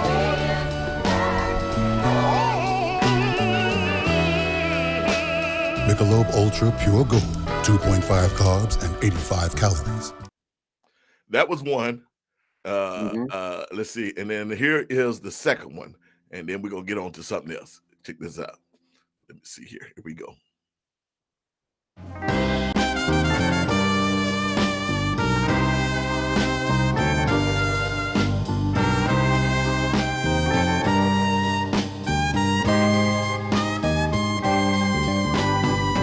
Dig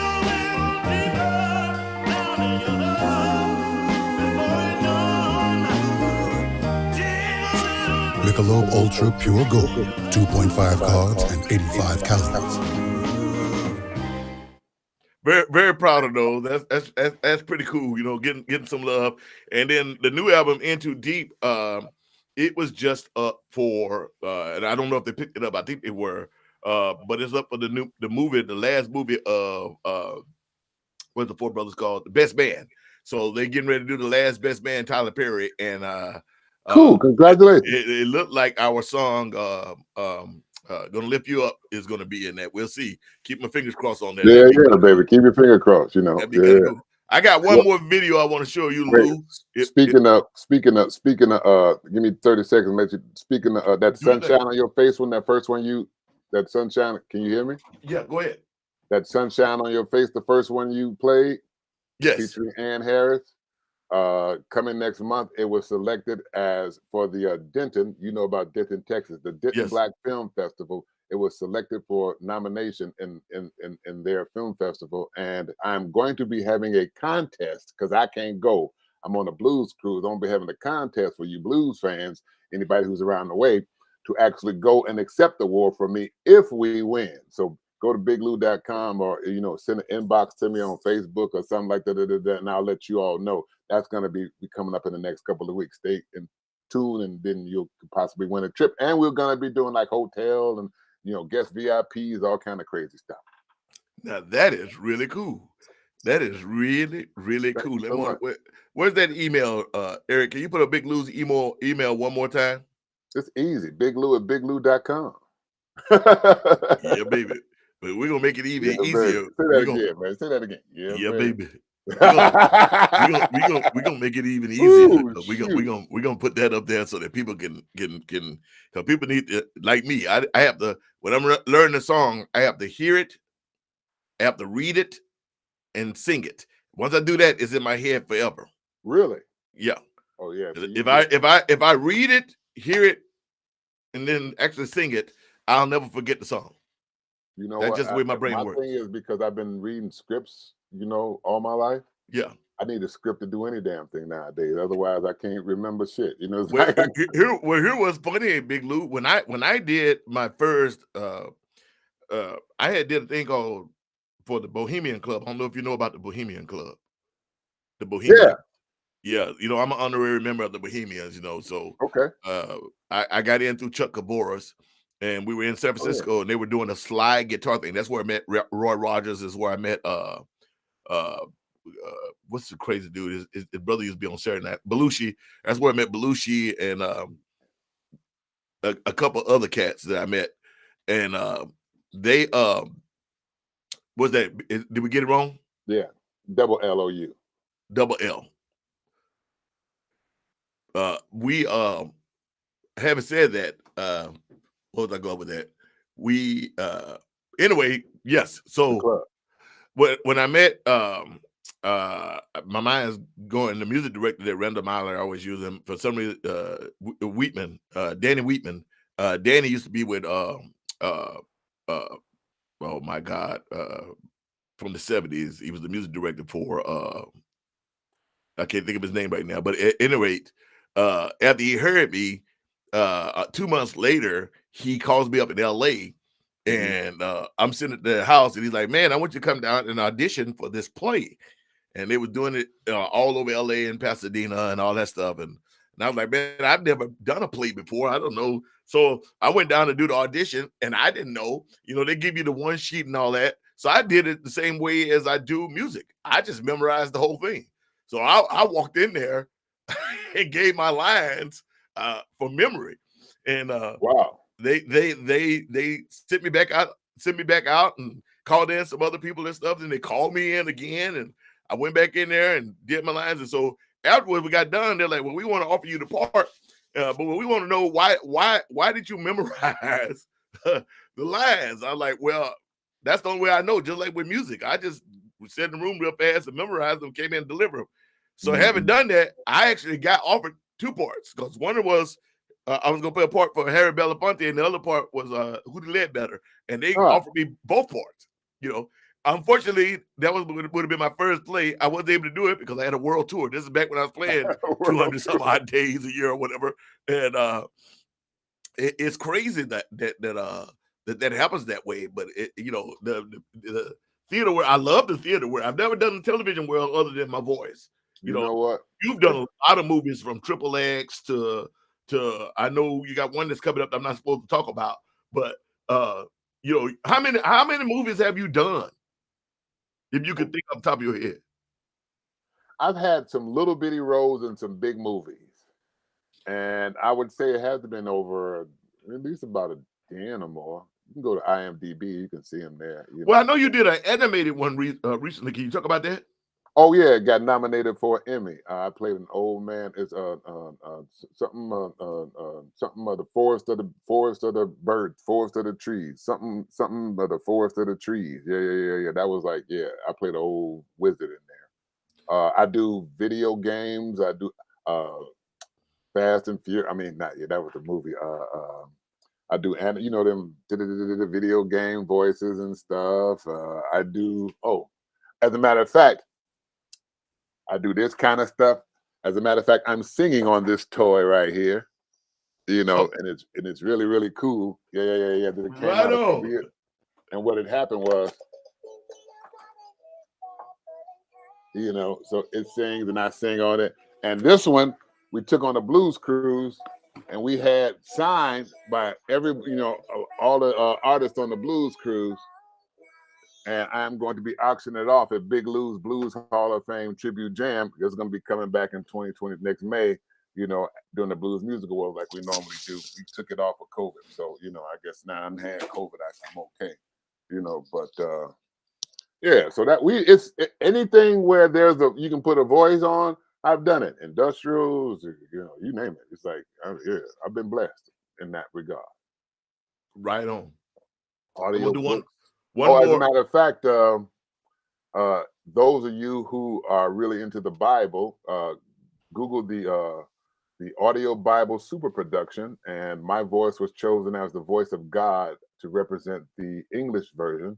It was recorded in 7 different languages, and it's out there now as an app, and it is in 3D sound, and it's absolutely beautiful. And I play the role of God for the New and the Old Testament. So check it out. Right on, baby. Yeah. And you beat out Morgan Freeman, huh?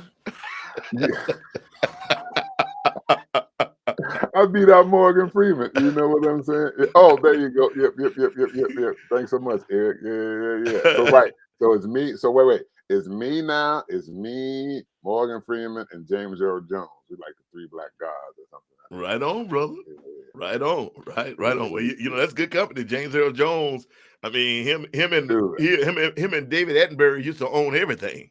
Listen, I kind of like, I was mush when I got to meet him in Chicago when I was in my 30s. I'm going like, Brother Jones, because even then his voice just rumbled, Yeah. And I understand he's getting up in there. He's retiring now from doing stuff, but he was definitely an inspiration for me for sure. Him and Barry White. Now that I'm here, no more tears. Matter of fact, because you got a couple great slow ones on that. Matter of fact, that's a good segue. I'm gonna segue that right into this right here. Check this out, y'all. Big Llou. Oh my!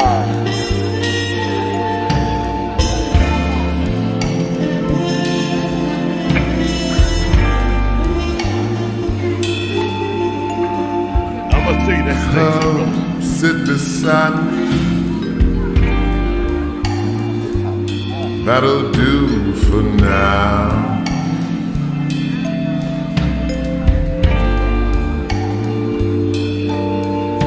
The night has come and left me just the light that you allow.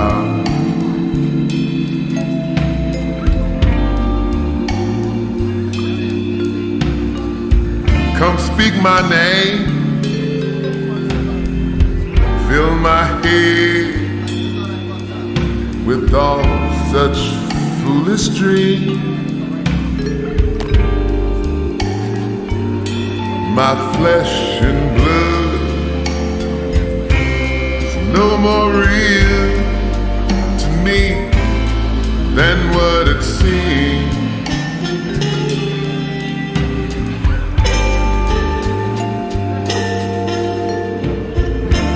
my love for you is burning like a spark along with you.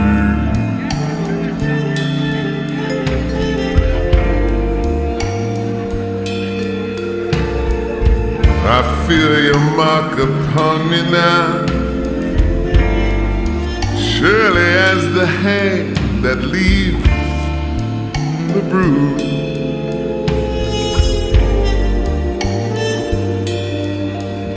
Life is for the living. Life comes hard for some.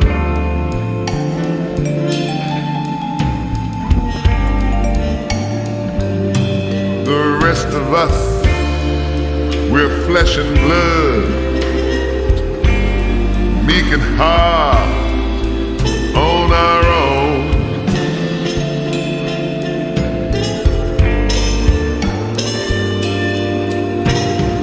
All I ever wanted was the freedom to refuse, or something of my own to love enough to hate to lose.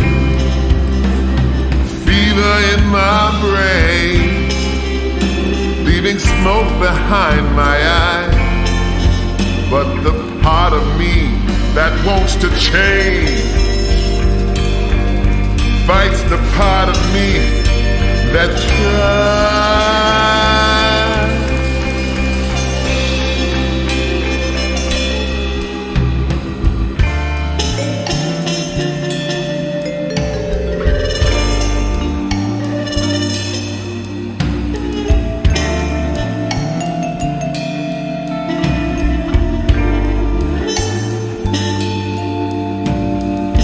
Come and see the golden light. Loving that music company, baby. Loving that music company. 'Cause I turn the golden light on.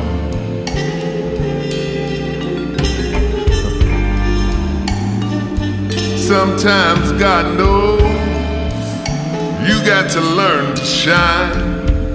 Shine, shine, shine your own.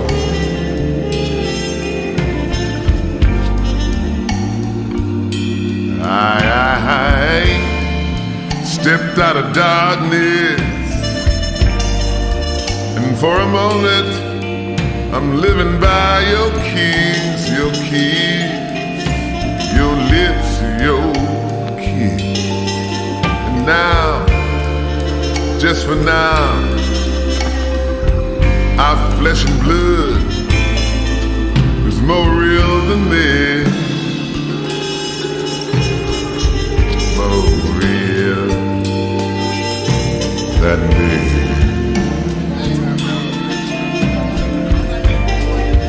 More real than this.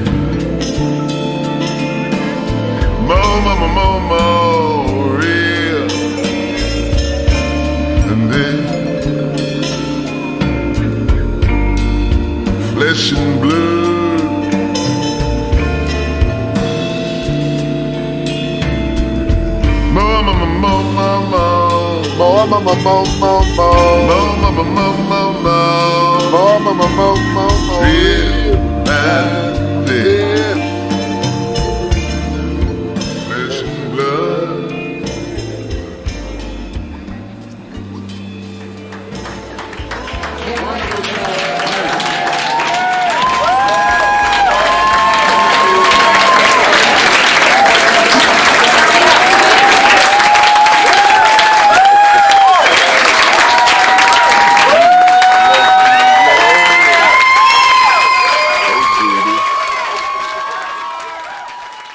Oh, good Lord. Yeah, see, I gotta record something like that before I'm hoarse. Dude, that was recorded on a cruise, but it was a blues cruise, but not the real blues cruise. And it was recorded by a guy who was the son, and if anybody who's a regular on the blues cruise here, who knows Lucky, who was on all the blues cruises, who just died. I met Lucky 25 years ago in San Diego, way back. She lived in San Diego when she first started doing the red hat. Matter of fact, I remember I still have a gold chain that she gave me From No, you don't. Yeah, from way back then. Wait. On that cruise, Uh-huh. she gave me, no, not that cruise. On that cruise, she gave me a watch as a thank you for performing on there. And then on the blues cruise, she gave me a gold chain. Yep. She gave I'm me going like, I didn't know that was her MO. That was How MO. cool. And that was over 20 years ago when I was only playing in San Diego and nobody in the blues world outside San Diego even knew who I was. But Lucky would come to all the shows, her and the Red Hats. She was, I don't know if you knew, she was a member of the Red Hats. And I know there's a chapter in San Diego and there's a chapter around. These women would show up and they all would wear red hats and support live musicians and stuff around. And how cool. Lucky, you know, I think her son and I met once, but I knew Lucky. Pam and I knew Lucky for more than 20 years. We knew her from way back in the San Diego days. Yeah, we met her when we first came out here. And we did that. Yeah, and she's been fat. Oh, we met her on the blues cruise, actually. Julie Richardson says half the earrings I own came from Lucky. Yeah, Lucky was a giver. She was one of the just most good generous people. souls you could meet. Yeah. She was. I was very saddened to hear that that she had passed away. As a matter of fact, in tribute to her, because I loved her so, in the video coming up, with respect to that we just recorded, Chill on Cole. Yeah, I wore her gold chain, you know. So right so yeah. I'm going like, so anybody, yeah. So yeah, so if you see it, you go like, oh, that's Lucky's gold chain. She gave a Big Lou. I'm going like, look at that though. So look at, see how cool. Yeah. Yeah, though. Like you know how the music business works. A lot of times we all know the same people. We just met them at different places at different times. So I'm one of the judges this year for the IBC. Are you coming down to the IBC? And I'm gonna try to make the BMAs. It depends on what the schedule is with the bookings and whatnot. But well, you know, the this year the blues cruise is like right behind right after the IBC. So it's like, you know, so I got to get down there early. I got to get down there on Thursday night, you know, so I ain't gonna be able to make the IBCs, which I usually do, but unfortunately this time, because I got a little band from Chicago that's going to be performing in the youth category. As a matter of fact, they're having a fundraiser right now to help them get to Memphis, but I'm gonna miss it. Well, Kimberly Horton, and we know Kimberly. I'm gonna say Kimberly and Gina are just salt of earth people, and they help musicians out all the damn time. So, you know, so Kimberly Horton is the interim president right now. They should just make her the president because she's doing a hell of a job. She'll have a job. Thank you for all that. That's really cool. Yeah. Well, Lou, go ahead. Kimberly was my personal manager until she became the Blues Foundation president, and I'm going, damn girls, you keep on being. So like, yeah. So I need a look, y'all. I'm putting it out there. So they said you don't ask, you don't receive. Listen, I need everything. I need a booking agent. I need management. I need PR for press and stuff like that. So if y'all want to recommend some people, hit my inbox and we'll see what goes from there. There you go. So take care of Big Lou and I'll take care of y'all. I'll open up for anybody. So like, I don't care. And I'll go anywhere. And money's not an issue. So like, you know. Right on. Hey, I'll work for free. My wife will kill me. I'm about to say, don't put that out there. Don't put that out there. You know, no, we. Do good for him. We work for free. No, he won't. No. But listen, I'm so proud of you, Kim Folk.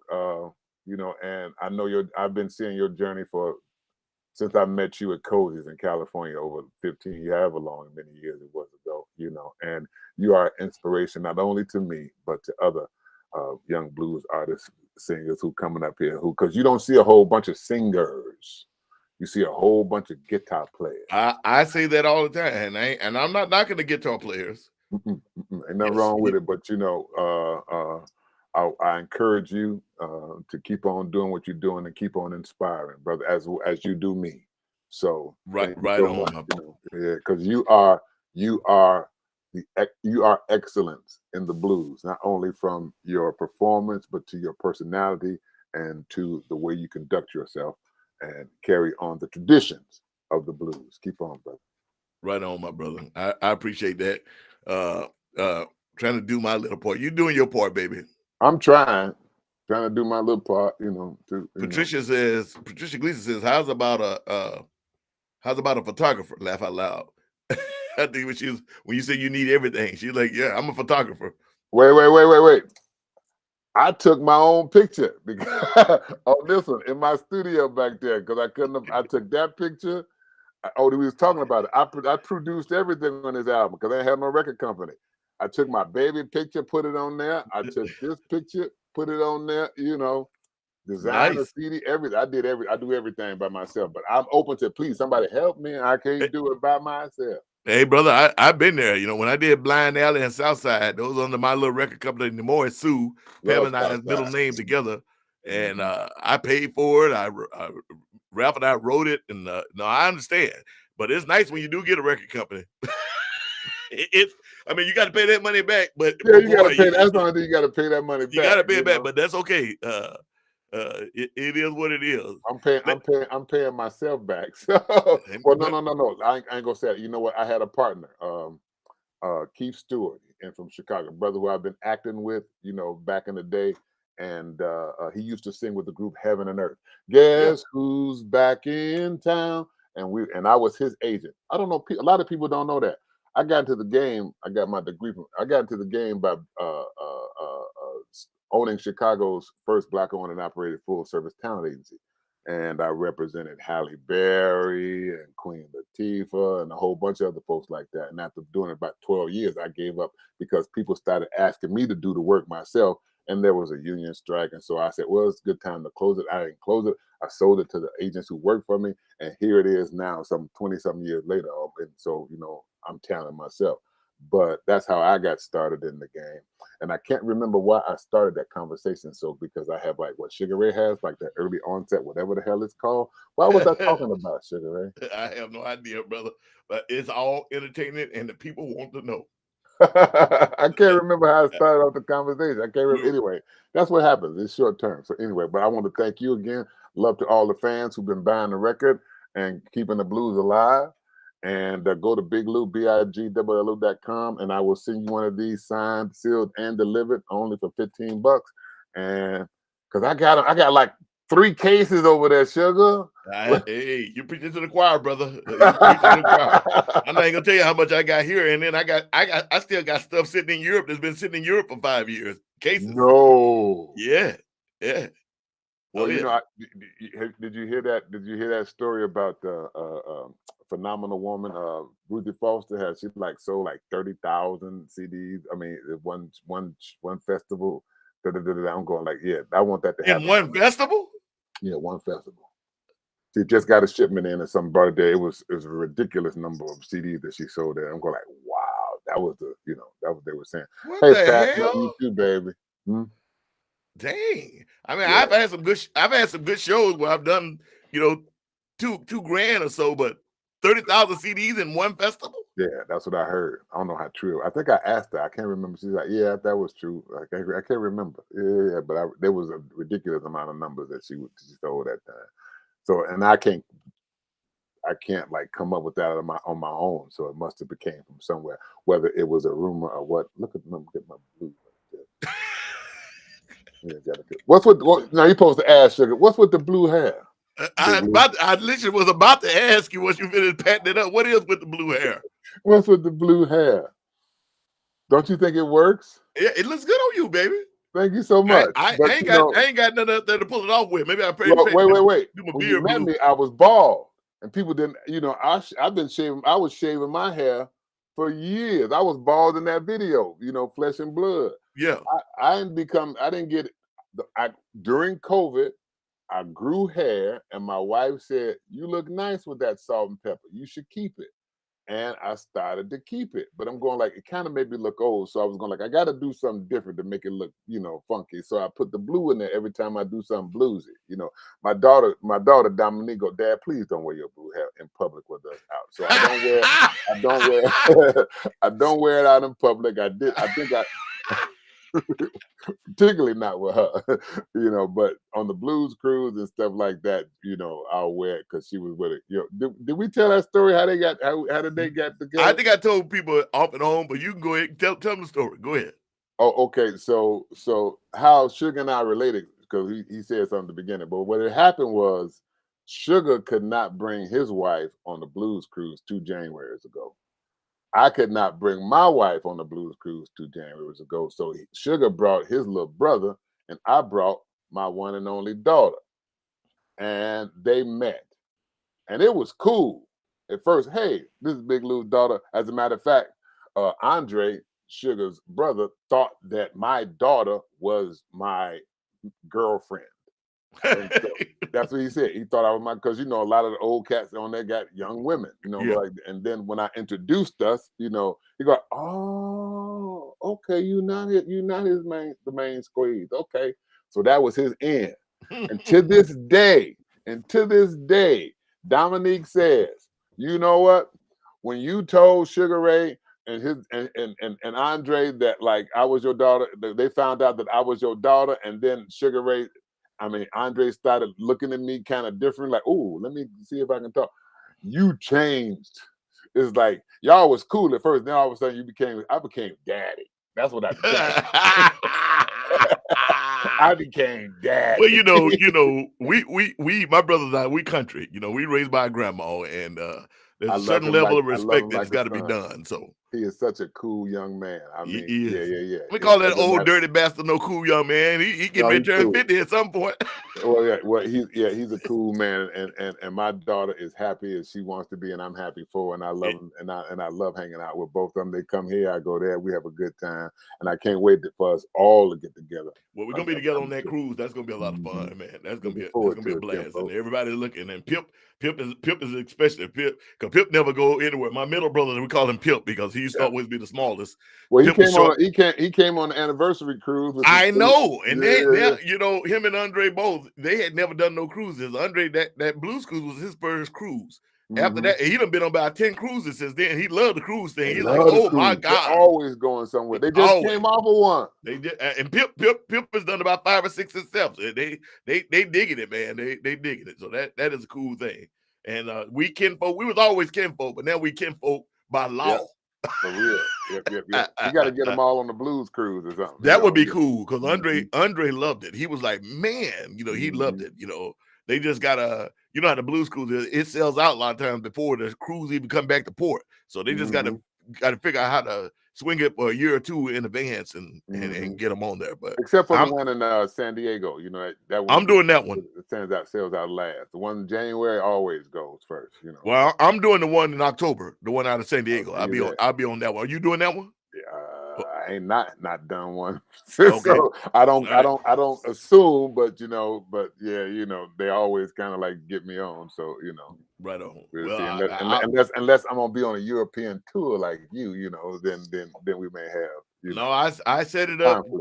Contracts already signed. I will be there no matter what. So looking forward to it, my brother. I'm gonna leave you with this one, ladies and gentlemen. My guest today has been the inimitable Mr. Big Llou, the voice of Sirius BB King Blues Radio, BB King's Bluesville, Channel 74, as well as many other accolades, more movies, more commercials than we could ever even begin to think.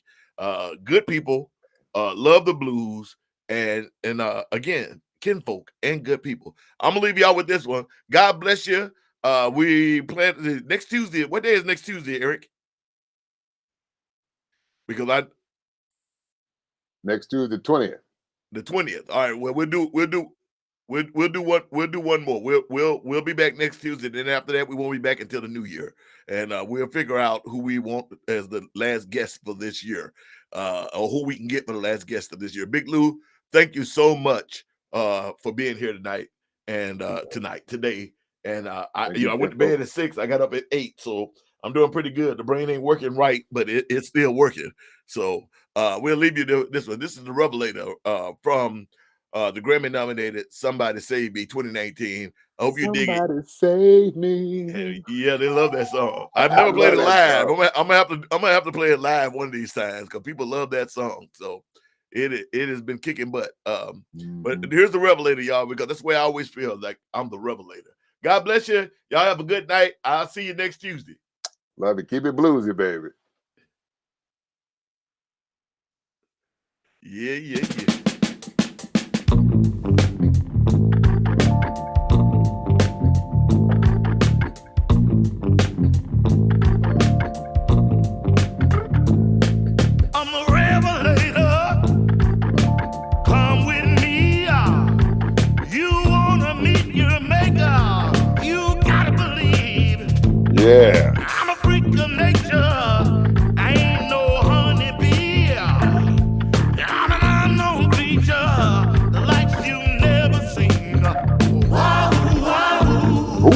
yeah.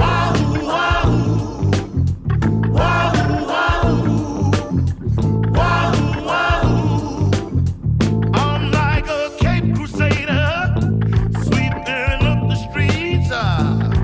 Yeah. Favorite flavor, savory and sweet. You're looking for a savior, or to believe. Think you found the traitor, but you don't see me. Ooh, yeah. Shit, that's jamming.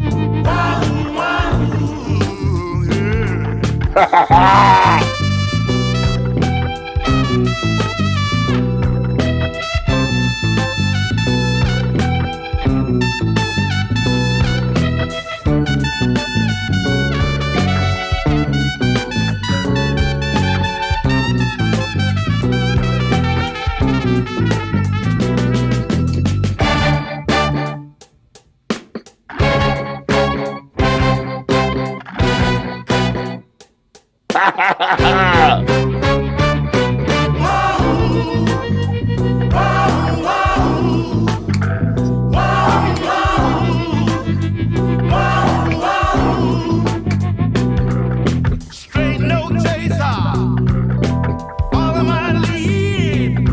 I'm the great debaser, I got what you need. Take the elevator and come with me. That's the joint, baby.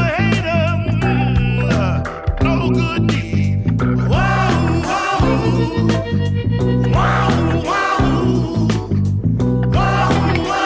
We'll see y'all next time. Oh, boy. Be good, be safe, be good to one another. Big Llou and Sugar signing out. We holla. We holla.